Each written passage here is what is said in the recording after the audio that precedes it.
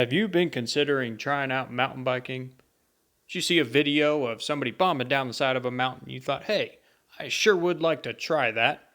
Or maybe you've seen somebody catching some sick air on some sweet jumps and you thought, man, a couple of broken ribs sounds really nice right about now. So you jump onto the interweb and you Google search mountain bike for sale.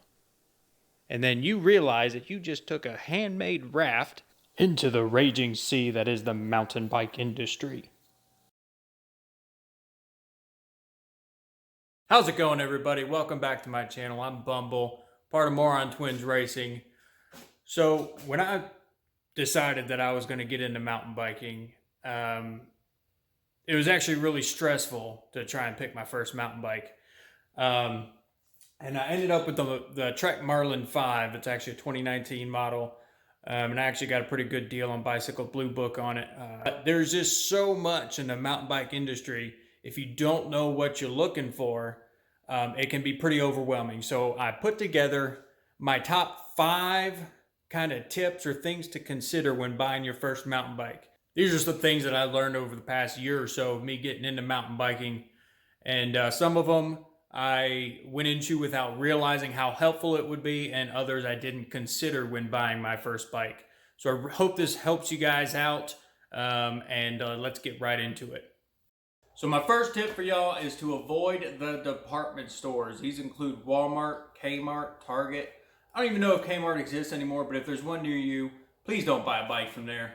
Those bikes just are not meant or built for actual mountain biking. They will fall apart and they may even hurt you. You can search all over YouTube and there is proof of this. If, however, due to financial reasons, you absolutely cannot avoid buying a bike from these department stores, I advise that you check out a YouTube channel called Kevcentral. He has a lot of great content about these big box bicycles, and he'd really be able to give you some good advice on how to purchase these types of bikes. And I will leave a link in the description below to guide you to that fella's channel.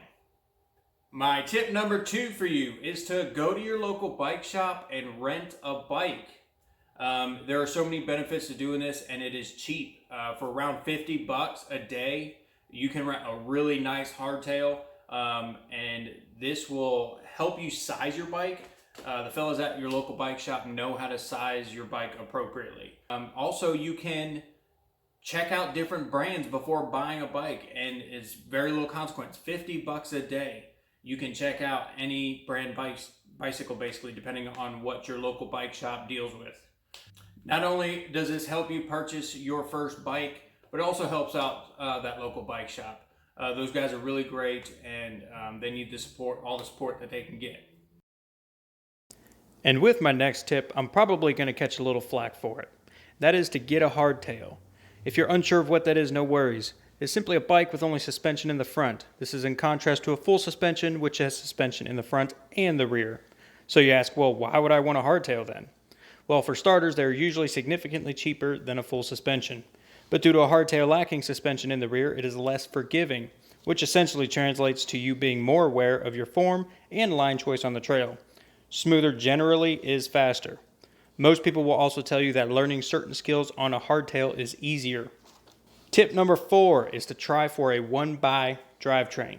To explain, the drivetrain on a mountain bike is made up of the crankset, chainring, chain, cassette, and a derailleur. Drivetrains can be broken up into 2 main groups, one being a 2 or 3x system, which has 2 or 3 chain rings up front and a front derailleur. This is very common with lower end bikes because they can use a cheaper rear derailleur and a smaller cassette. This system tends to weigh a lot due to the chunk of metal that makes up the chain rings. The front derailleur is usually very inefficient with shifting, and the chain rings are made specifically to allow the chain to move efficiently between each chain ring. This unfortunately doesn't seem to help with shifting and only results in a lot of dropped chains. All of this to say, a 2 or 3x system provides a lower quality of life on the bike. Fortunately, though, this system is starting to phase out. The second group is the 1x system. This only has one chain ring, which completely eliminates the need and aggravation of the front derailleur, which also saves a lot of weight. The single chain ring is made to prevent chain drop. The rear derailleur is beefier and usually has a clutch to add extra tension on the chain, which also prevents chain drop. The cassette also has more gears and a wider range. This system will usually come with a higher quality of parts, which comes with a higher price tag than a 2 or 3x system. But it is 100% worth it. If, due to financial reasons, you cannot avoid a 2 or 3x system, then look for a bolted crank and chainring as opposed to a stamped and riveted. This will make it easier and cheaper to upgrade later. Tip number 5 is another one that some might not agree with, and that is to ride flats at first. There are 2 types of pedals in mountain biking: platform or flats, and clipless.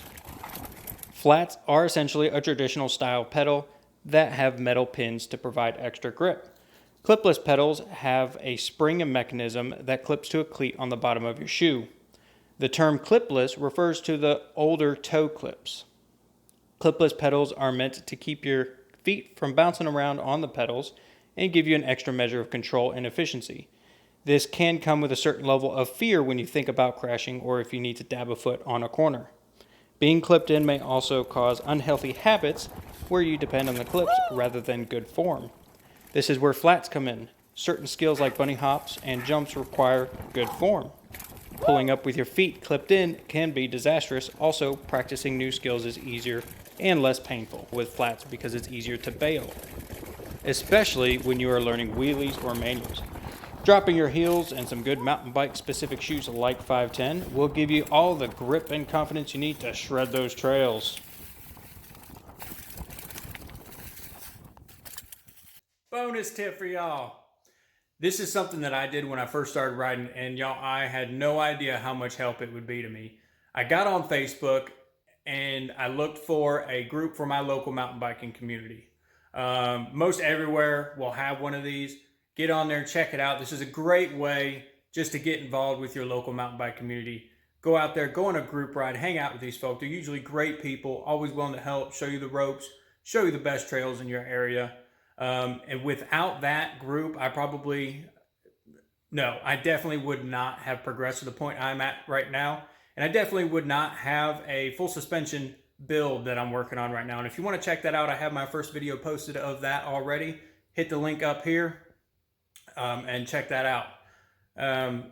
Also, go and check out your local bike shop. These are usually great people. They usually have a lot of resources. Go and support your local bike shop. I hope these tips helped you out. These are things, like I said, that I wish I would have considered when I first bought my bike, or things that I did consider, or things that have helped me since then. But yeah, get out there, get that first mountain bike, and go out there and enjoy God's beautiful creation.